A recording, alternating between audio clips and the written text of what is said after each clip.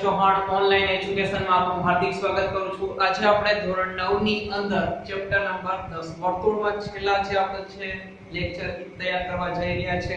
આમાં જે દાખલા જે શીખવાના છો તમે ખૂબ જ મહત્વના છે આગલા સ્ટાન્ડર્ડ માટે, અને તમે જે અત્યાર સુધી અભ્યાસ કરેલો છો એ બધાનો અહીંયા તમને ભાગ આપેલો છે। આકૃતિ જોઈએ, આકૃતિના આધારે શું કહેવા માંગે છે રકમને આપણે જોઈએ। આકૃતિમાં ખૂણો ABC, ABC ક્યાં બને છે? A, B અને C એ કેટલા અંશનો આપેલો છે? 69। તો અહીંયા લખીએ આપણે ABC બરાબર 69। ઓકે, માય મિસ્ટેક છે, અહીંયા તમારી પાસે ખૂણો ABC એટલે આ જે B ખૂણો જે બને છે કેટલાનો છે? 69 નો। પછી ACB, ACB આ કેટલાનો છે? 31 અંશનો ખૂણો છે। તો આપણી પાસે શોધવાનું શું છે? BBC, BBC આ ખૂણાનો ભાગ શોધવાનો છે। તો આપણે એક પોઈન્ટ સમજી ગયા હતા કે એક જ વૃત્તખંડમાં આવેલા ખૂણાઓ સમાન હોય। એક જ વૃત્તખંડ એટલે કે રફ કામ અહીંયા હું બનાવું આકૃતિનું। આ કેન્દ્ર છે, ઓકે, અહીંયા ખૂણા બનાવું છું। તો અહીંયા જે પણ બે ખૂણા બને એ એક જ વૃત્તખંડમાં છે કે નહીં? કયો વૃત્તખંડ આવે? લઘુ વૃત્તખંડ। તો એક જ વૃત્તખંડમાં આવેલા ખૂણા કેવા હોય? સમાન હોય। તો આપણે શોધવાનો કયો ખૂણો છે? D ખૂણો। આ ખૂણો શોધવાનો છે। અને આપણને જો ABC, તો આ B ખૂણાનું આખું માપ આપેલું છે ACB, ACB તો આ C ખૂણાનું માપ તમે આ જે ત્રિકોણ બને છે ને A, B અને C, B નું 69, C નું 31, તમે એક ખૂણાનું માપ ત્રિકોણ ઉપરથી મેળવી દો ને, આ એક ખૂણાનું માપ આવી જાય તો આપણે રિયલમાં શોધવાનું છે D ખૂણો, પણ A અને D એક જ વૃત્તખંડમાં આવેલા ખૂણા છે, તેથી A નું જેટલું માપ આવશે એટલું એટલું કોનું માપ કહી શકીએ? D ખૂણાનું માપ કહી શકીએ। અને પેલા ખૂણો જે ત્રિકોણ ABC નું માપ આપણે મેળવ્યું તો આ મૂકીએ ત્રિકોણ ABC માં માપ ખૂણો A પ્લસ માપ ખૂણો B પ્લસ માપ ખૂણો C, ત્રિકોણના ત્રણેય ખૂણાનો માપનો સરવાળો કેટલો થાય? 180। હવે એક ખૂણાનું માપ તો છે નહીં તો એક ખૂણો આમના લખીએ, તેથી માપ ખૂણો A આમના, B ખૂણાનું માપ કેટલું રાખશો તમે? 69। C ખૂણાનું માપ કેટલું રાખશો તમારી પાસે? 31 બરાબર કુલ માપ છે 180। તેથી માપ ખૂણો A આ બંનેનો પ્લસ કરી દે।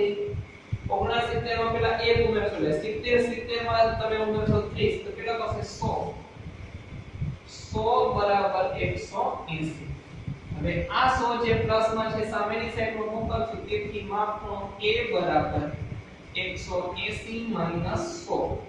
તેથી માપ ખૂણો A નો જવાબ કેટલો મળશે તમને? 80 મળશે। 180 ની અંદરથી 100 કાઢશો જવાબ કેટલો મળશે તમને? 80। ઓકે, આટલે સુધી થાય। પણ આપણે એક ખૂણાનો માપ જોતો નથી, કયો ખૂણો જોઈએ છે? BBC। તો લખી શકાય માપ ખૂણો BAC, BAC અને BBC, ખૂણો BBC એક જ વૃત્તખંડમાં આવેલા ખૂણા હોવાથી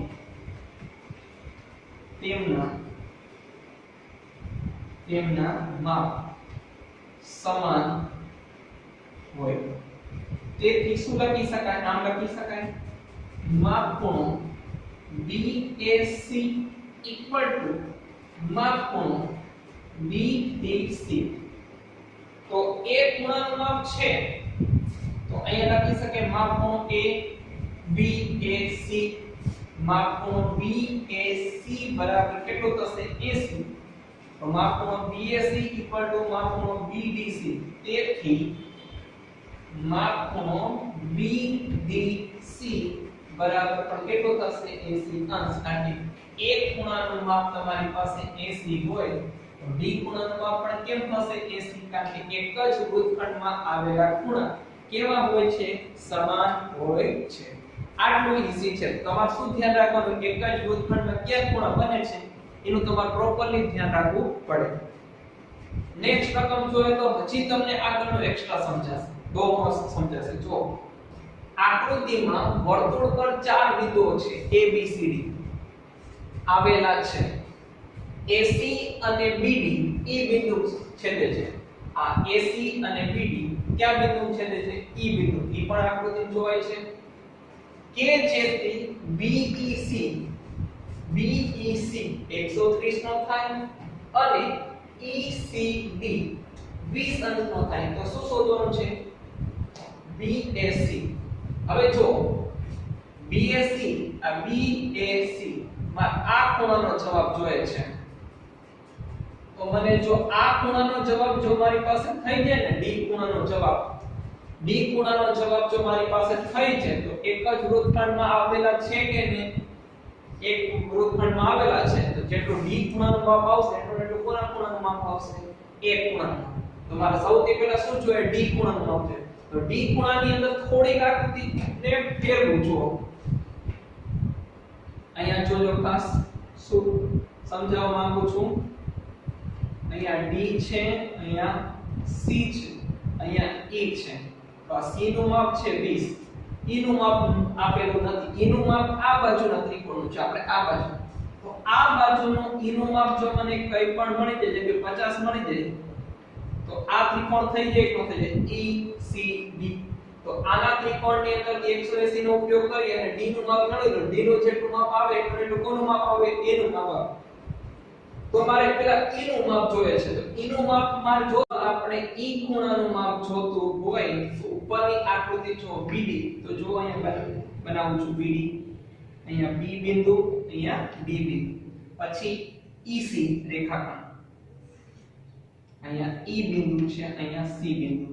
BEC નું માપ કેટલું છે 130 અંશ તો આ બાજુનું માપ મેળવો કારણ કે જો તમે અહીંયા જોઈ શકો છો આ જે આકૃતિ છે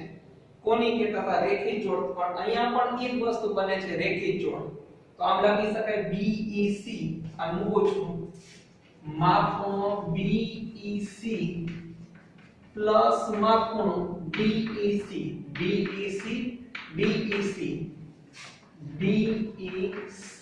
બરાબર 180 સેના આધારિત રેખિક જોડના ખૂણા ઓકે આ વિધાન આપણે હવે BEC નું માપ કેટલું છે BEC કેટલું છે 130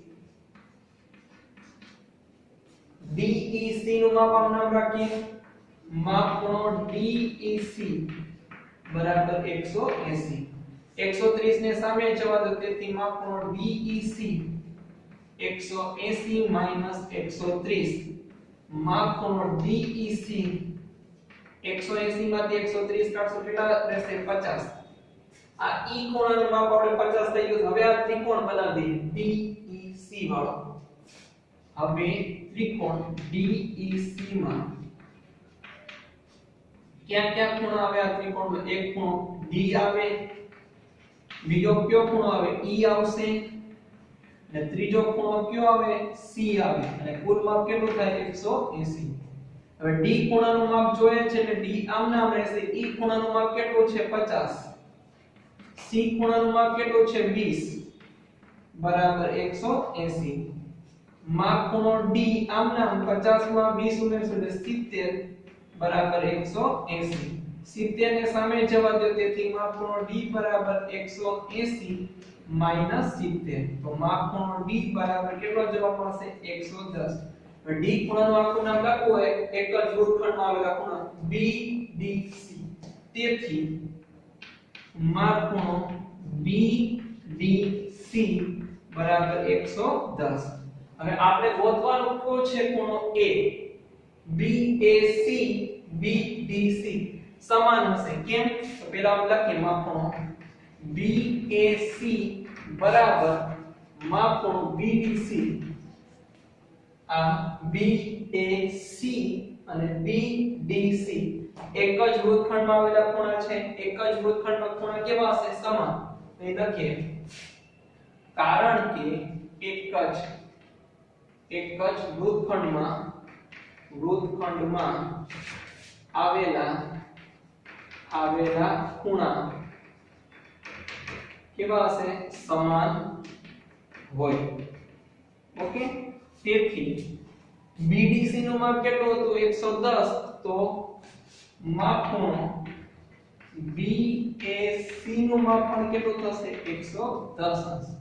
તો આવા ચારે દાખલા તમને સૌથી પહેલા શું સમજવાનું કોનો જવાબ જોઈએ છે એ ખૂણાનો જવાબ ક્યાંથી ક્યાં વિધાનથી આવી શકે એક જ વૃત્તખંડ કયું છે એક જ D હવે D ના આધારે તમારી પાસે આનું માપ આપેલું આ અંદરના E નું માપ મેળવી દો તો ત્રિકોણ બની જાય આ ત્રિકોણની અંદર 180 માંથી બાદ કરશો એટલે D ખૂણો મળી જાય D અને A એક જ વૃત્તખંડમાં આવેલા ખૂણા છે નંબર 6 જોઈએ શું કહેવા માંગે છે કે ચક્રીય ચતુષ્કોણ ABCD ના વિકર્ણ E બિંદુએ છેદે છે જે તમે આકૃતિમાં જોવો છો DBC 70 અને BAC 30 અંશ હોય તો શું શોધવાનું છે BCD ઓકે પહેલા તો શોધવાનું છે BCD એટલે કે BCD આમ કીધું છે ખૂણો BCD એટલે BCD નો કયો ભાગ શોધવાનો છે આખો ભાગ BCD નો કયો ભાગ આવશે આખો ભાગ પછી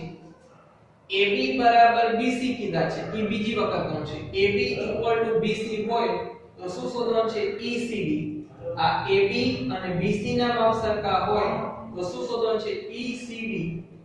EC અને D એટલે બીજી વખત આ અડધો ભાગનો પણ તમારો જવાબ જોશે એટલે C ને બે વખત તમારે જવાબ મેળવવાના છે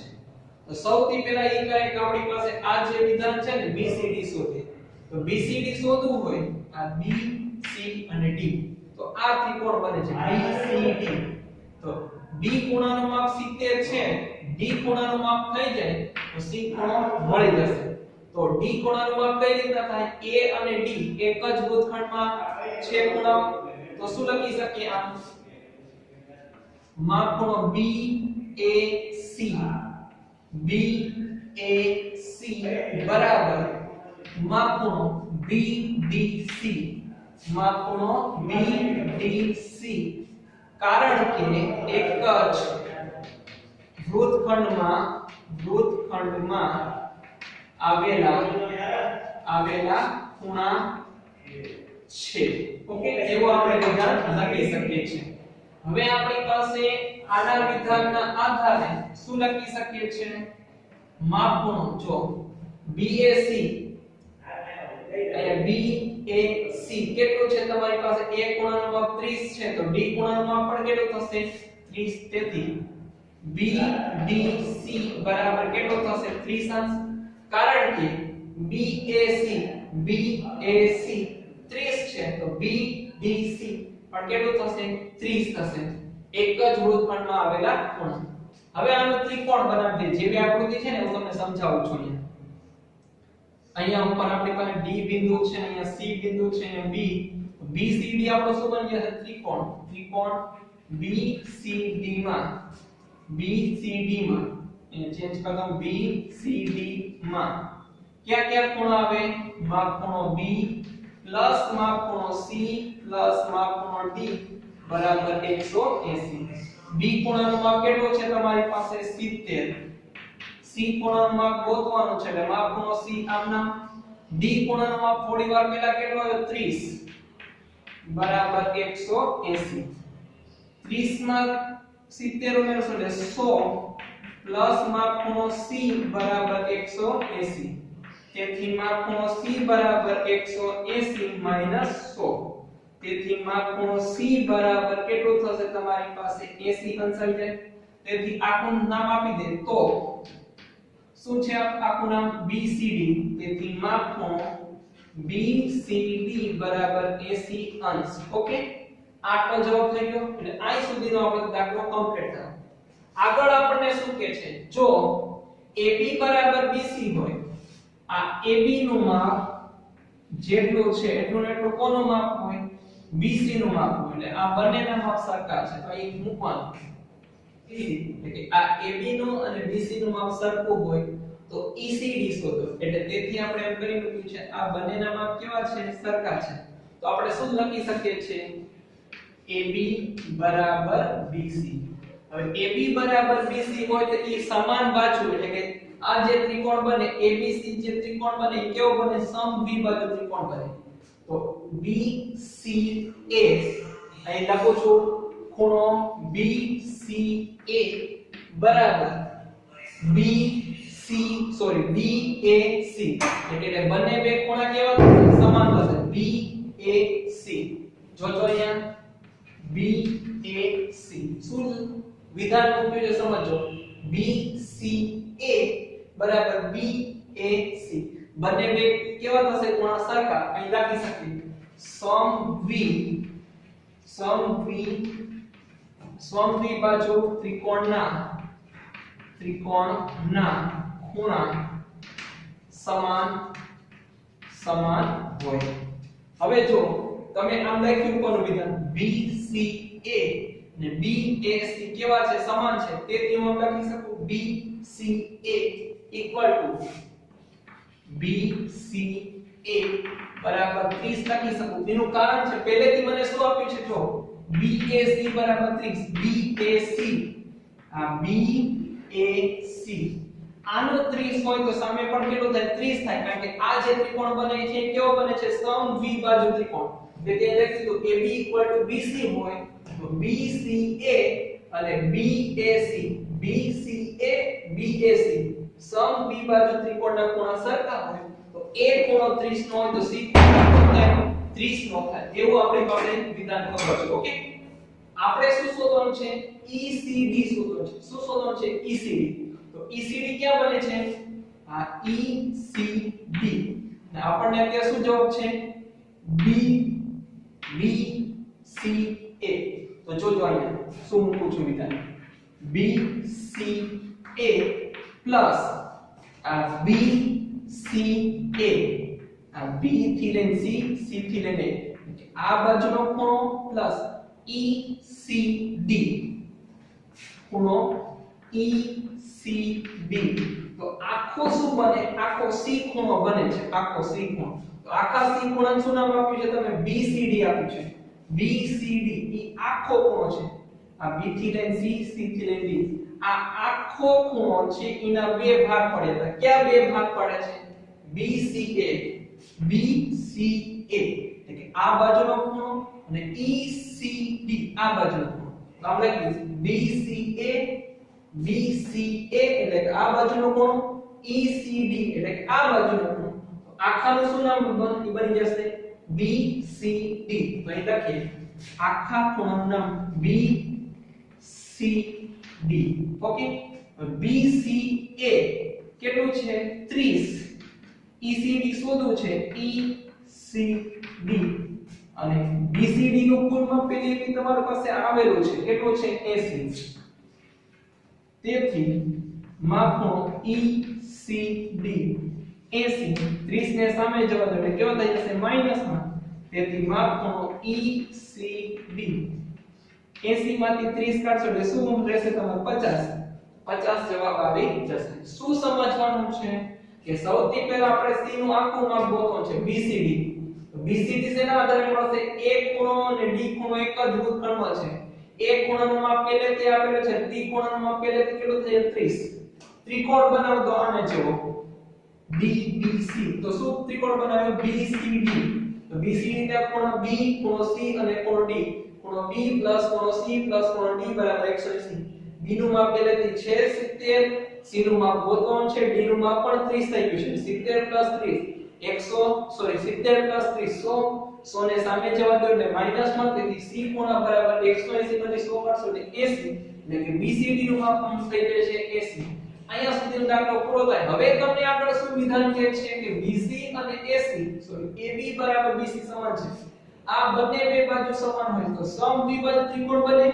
સમદ્વિબાજુ ત્રિકોણના ખૂણાના માપ કેવા હોય સરખા હોય તેથી AB બરાબર BC લખ્યું તો કયો ખૂણો બને BCA અને BCD BAC સમાન હશે BCA BAC સમાન છે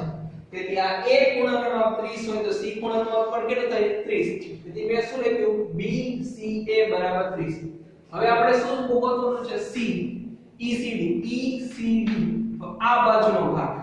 અને BCA આ બાજુનો ભાગ આ બે બાજુ ભેગી કરો એટલે શું બની જશે BCD આખો ભાગનો જવાબ પહેલેથી છે 80 તેથી BCA કે આ બાજુનો ભાગ ECD આ બાજુનો ભાગ = BCD પ્રોસેસ કર્યો જવાબ મળી જશે થેન્ક યુ